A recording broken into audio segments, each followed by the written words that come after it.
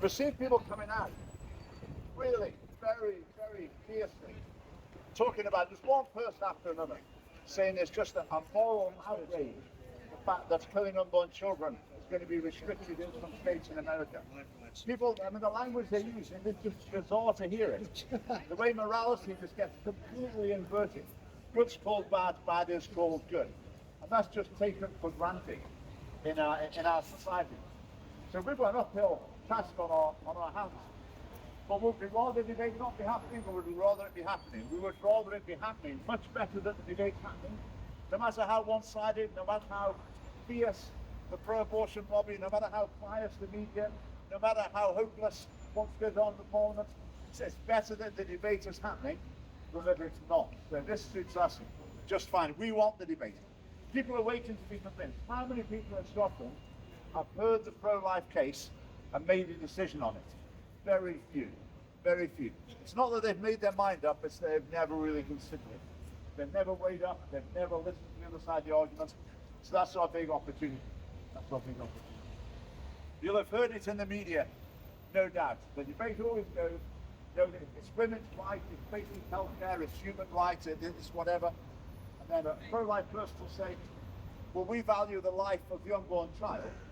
And the other person can never come back and say, well, we don't. Or, no, it's not a human, or no, it doesn't matter. They never come back, they never want to enter into that debate. It's always just going back to, it's a woman's right. In my body, my choice. It's healthcare, whatever. They will never engage with the central issue. Coming out and saying, no, I think that life doesn't matter, or it's not a life. They're the only two options, really. It's not a human life, or it doesn't matter. It is a human life, and it doesn't matter. You can see why they don't want to defend that, don't you? Well, that's a pretty tough call to try and defend why you believe that. So they avoid it again and again. What else has been happening around the issue? I mean, the buffer zone issue. People standing outside abortion clinics, praying, holding placards, such as the ones we've got here, and they're absolutely demonised. You know, someone in the Parliament said that these, handful of people standing praying are violently preventing women accessing healthcare. That's not exaggeration. That's downright lying. That's what's setting the tone.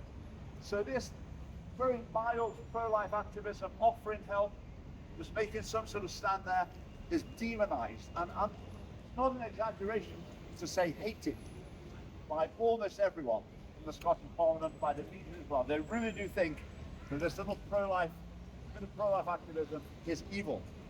But another thing as well, I don't think you've seen this in America, crisis pregnancy centres, where they invite women who are pregnant and they're in difficult circumstances, the women go along and they say, how can we help?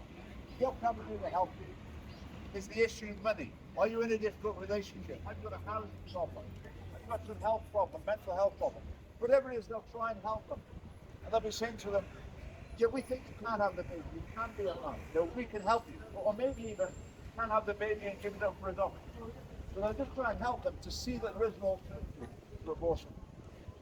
And there was a prominent American politician I just saw on Twitter this morning saying that these crisis pregnancy centres that are there to help pregnant women initially that they say that they've got to be banned.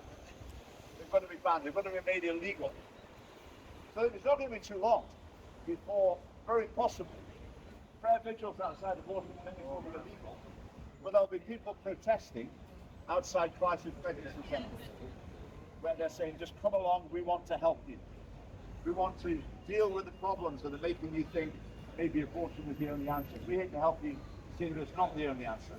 They're now being demonised as well. I mean, poor old John Mason in the Parliament, and if we follow what's going on, John Mason, SFP, MSP, the only MSP who I've ever heard this pro-life at all. And in the Parliament, he replied to an email from a constituent, been watching from the Roe versus Wade at overturning. And he said he thinks he's got a positive side because he values the lives of unborn children. And he's just been subjected to, again, hatred is not too strong a word, extreme hostility from all parties, other politicians, saying, SFP, what are you going to do about this man? And his own party was disowning him. It's really appalling, really appalling. that's what we're up against. But as I said, the encouraging thing is that the debate's happening. Now, in the elections this year, the council elections, the percentage of people who voted for pro-abortion parties was 99.7. 99.7% of votes cast in the election this year were for pro-abortion parties. And if it wasn't for the Scottish Family Party, it would have been 100.0%. Okay, so we've started making that dent. There's a small dent so far. We've got to make that dent bigger and bigger, and that will bring the issue onto the agenda.